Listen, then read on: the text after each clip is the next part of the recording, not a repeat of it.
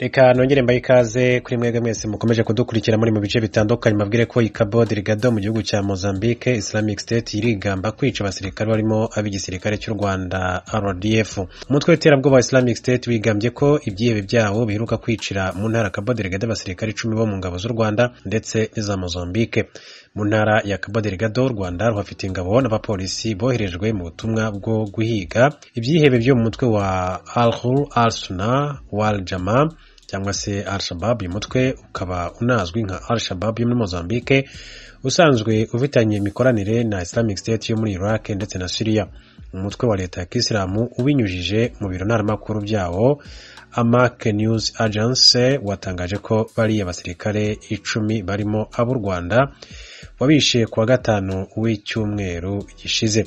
Ni nyuma yo kugaba igitero ku birindiro barimo biherereye mu karere ka Mochomia mu ntara ya Cabo Delgado nk'uko uyu mutwe ubivuga. Ari amafoto y'ibikoresho bya gisirikare bitagaragaramo ibya RDF birimo ingofero, kaske, amakoti adatuborwa n'amasasu ndetse n'intwaro. Uyu mutwe uvuga ko ari iby'abasirikare wishe. Uvuga kandi ko hari n'intwaro ndetse n'amasasu wafashe zirimo 8 zo mu bwoko bwa machine gun ziciriritse, 5 zo mu bwoko bwa rocket launcher ndetse na mortier zigera kuri 3 nk'uko uyu mutwe bivuga. Islamic State ivuga ko kiriya gitero ibyihebe byayo byanagifatiye mu musirikare umwe wo mu ngabo za Mozambique. Yaba RDF cyangwa se FADEM ni gisirikare cya Mozambique na uragira icyo atangaza kuri aya makuru. Ubutumwa yahaye umuvugizi wa RDF ibaza niba aya makuru yaba ari impamo nta wigeze asubiza. Umwe mu basirikare b'u Rwanda ukora muri Mozambique cyakora yabwiye ikitangazamakuru ko ayo makuru ari binyoma. Uyu yunzemo ko usibye no kuba hari abasirikare ibyihebe byaba byarishe nta n'igitero biheruka kugaba nk'uko yagiye abigarukaho. Mu yandi makuru akomeje kugenda avugwa mabwire ko M23 yasubiyemo ko itazava mu kigo cya Rumangabo ikaba yatsembye rwose ati ntabwo tuzigera tuba mu kigo cya Rumangabo. Umutwe witwaje intwaro wa M23 wasubiriyemo amahanga ko utazemera kohereza abarwanyi bawo kuba by'agateganyo mu kigo cya gisirikare cya Rumangabo mu gihe ubutegetsi bwa Repubulika ya Demokarasi ya Kongo butarubahiriza ibyo wabusabye. Tariki 20 Kamena 2023 umuvugizi wa M23 mu rwego rwa politiki Lawrence Kanyuka yasohoye itangazo avuga ko uyu mutwe wubahirije ibyo wasabwaga byose, bityo ko utegereje ko na leta ya RDC yubahiriza imyanzuro y'abakuru b'ibihugu byo mu karere ka Afurika y'Iburasirazuba bahuriye mu nama ya Bujumbura ku itariki ya 4 Gashyantare. Muri iri tangazo Lawrence Kanyuka yavuze ko uyu mutwe witwaje intwaro utazemera kujya mu nkambi cyangwa se cantonment mu gihe hatarabaho ibiganiro hagati yawo n'ubutegetsi bwa RDC ashingiye ku myanzuro ya Bujumbura byo muri Gashyantare nk'uko yabigarutseho. Tariki 31 Gicurasi 2023 abakuru b'ibihugu bongeye kandi guhurira Bujumbura bavuguriye icyemezo bari barafashe cyuko abarwanyi ba M23 bazajya kuba muri zone ya Sabyinyo, noneho banzura ko bazajya kuba by'agateganyo kuba mu kigo cya Rumangabo bagenzuraga kugeza muri Mutarama. Ni mu gihe ubutegetsi bwa RDC bwari bukomeje kurahira ko butazaganira n'uyu mutwe wa M23. Hashingiwe kuri iki cyemezo cya vuba kibujumbura itsinda rigizwe n'ingabo z'akarere ka Afurika y'Iburasirazuba, misiyo y'amahoro y'umuryango w'abibumbye MONUSCO n'izindi ntumwa z'inzego zihuriweho z'akarere ryasuye ikigo cya Rumangabo rireba aho kigeze gitegurirwa M23. Lawrence Kanyuka kuri 28 Kamena 2023 yatangaje ko M23 igihagaze ku ijambo yavugiye mu itangazo ryo ku itariki 20 ati kubyo kujya mu nkambi uruhande rwa M23 rurasobanutse. Ati kuri urwego rushinzwe ubugenzuzi ati twabandikiye amabaruwa menshi cyane bavandimwe bacu bicwa n'ingabo za leta, n'igihe rero cyo kuvuga ngo no kugira icyo dukora kuko birakabije.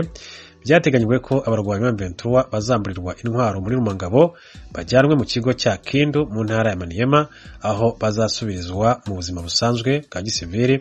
Ibyo uyu mutwe sibyo ushaka kuko ngo bitandukanye n'isezerano leta yawuhereye mu biganiro byabaye mbere yo kongera kwegura intwaro. ubutumwa bwe bwa mbere yashyize hanze muri video yacishije ku muyoboro wa YouTube, umunyapolitiki Paul Rusesabagina yatangiye ashimira buri wese avuga ko yagize uruhare mu gukurikirana ikibazo cye kuva afunzwe kugeza afunguwe.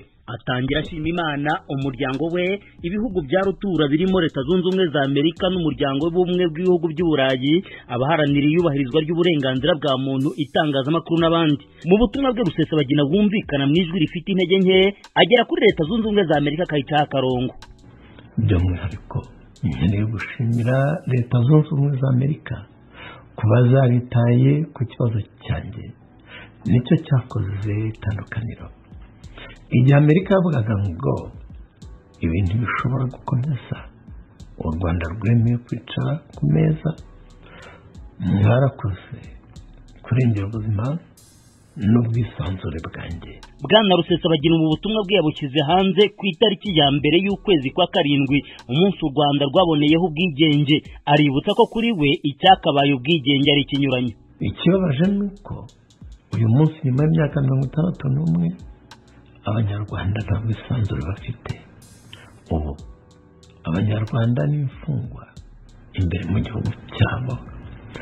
Naharanira uburenganzira bwa kiremwamuntu bw'Abanyarwanda na demokarasi mu gihugu navukiyemo mu buzima bwanjye bwose, ariko u Rwanda ruyobowe n'ubutegetsi bw'igitugu budaha uburenganzira abaturage bacyo kandi butihanganira uwo ari we wese utavuga rumwe nabo.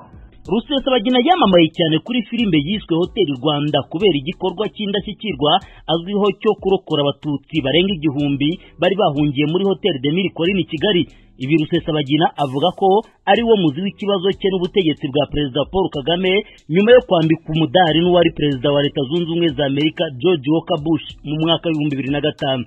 Nyuma yo gukatirwa imyaka 25 agafungwa, Rusesabagina avuga ko yakorewe ibikorwa by'iyicarubozo muri gereza, yemeza ko ari imwe mu magereza mabi ku isi yita ikuzimu. Yifatiye ku gahanga Perezida w'u Rwanda Paul Kagame n'ishyaka FPR Inkotanyi riri ku butegetsi mu Rwanda. Mu magambo yagize ati: barashimuta bakora iyicarubozo, bafungira ibinyoma, barica kandi bahimba imanza ziteye isoni ku bantu bose batavuga rumwe nabo. Rusesabagina icyo afata nk'inzira y'umusaraba yaciyemo mu gihe yari afungiwe mu Rwanda, akomeza gushima Rurema ko yasohotsemo ahumeka umwuka w'abazima, bitandukanye n'ibyo avuga bijya biba ku bandi. Ati namenye ko byatubaho byose ntidushobora gupfa umunsi wacu utaragera. Ati nizera ko ubuzima bwanjye bwarokotse kugira ngo nzababwira amateka yanjye. Mu butumwa bwe kandi umunyapolitiki Paul Rusesabagina yageranije politiki yo mu Rwanda na politiki y'abagashakabuhake izwi nka apartheid yaranze igihugu cya Afurika y'Epfo mu myaka yo hambere.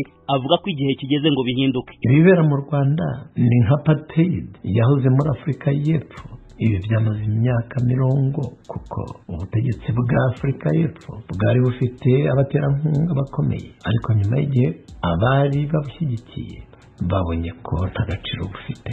U Rwanda narwo rufite abaterankunga bakomeye, none igihe kirageze cyo kumva ko gukomeza gukorana narwo nta gaciro bifite karuta ubuzima bw'inzirakarengane. Rusesabagina atangaje ibi mu gihe akimara kugera hanze y'umunyururu hahise hakwirakwira amabaruwa arimo n'iyo bigaragara ko yaba yarashyizeho umukono.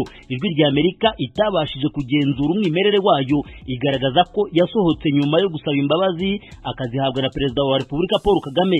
Muri iyo baruwa hari ahanditse ko yasabye imbabazi ashingiye ku zabukuru n'uburwayi bwa karande, yifuza gusanga umuryango we muri Leta Zunze Ubumwe za Amerika. Hagaragaramo kwizeza ko nyuma yo gufungurwa atazasubira ukundi mu bikorwa bya politiki ndetse no kwicuza ku bikorwa by'umutwe wa MRCD-FRN yarakuriye byahitanye ubuzima bw'abasivili.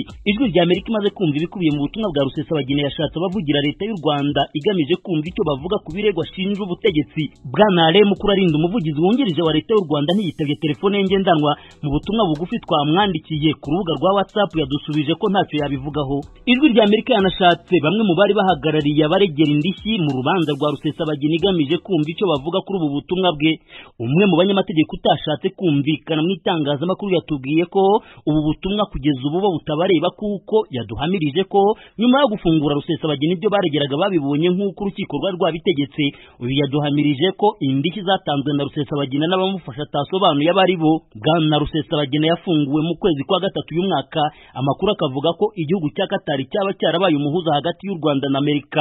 Yageze mu Rwanda bamukuye muri Emirates Zunze Ubumwe z'Abarabu ku kibuga cya Dubai mu buryo imwe mu miryango iharanira iyubahirizwa ry'uburenganzira bwa muntu yagereranije no gushimuta, aho yisanze mu maboko ya Kigali atarabyiteze mu kwezi kwa munani mu mwaka w'2020. Bagira usajwi ry'Amerika i Kigali. Amerika itangaza ko imigumuko y'abacangero b'abarwanyi bo mu murwi wa Wagner bahatse gutera umurwa mukuru w'Urusiya Moscow kwa gatandatu w'indwi iheze yerekana ibibazo bikomeye vyugarije uburongozi bw'Uburusiya, igisirikare cabwo na politike yabwo mu kiringo c'imyaka irenga 20. Vladimir Putin amaze ari president w'Uburusiya.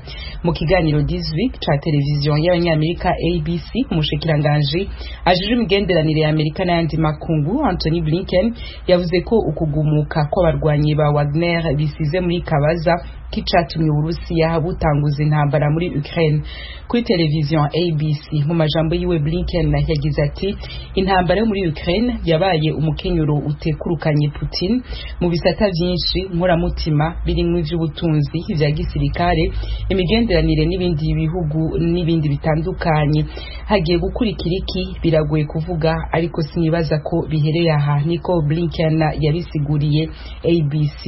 Abarwanyi b'abacangero mu murwi Wagner bavuye mu karere ka Lipsk kari mu kilometero 400 by'umurwa mukuru w'Uburusiya, bari binjiyemo kwa gatandatu bavuga ko bashaka gutera umurwa mukuru w'Uburusiya Moscow, inyuma y'uko president w'Uburusiya Vladimir Putin yemeye ko ubutwara uwo murwi wa Wagner n'abarwanyi bagize uwo murwi batazokurikiranwa ku vyaha byo guhemuka yari yabagirije. Prigozhin atwara Wagner ntibiramenyekana ko arashika muri Belarusiya, yemeye kumuha ubuhungiro biciye mu biganiro vyabaye hagati yiwe n'abategetsi b'ico gihugu. Prigozhin atwara Wagner yahoze ari inshuti magara ya Putin.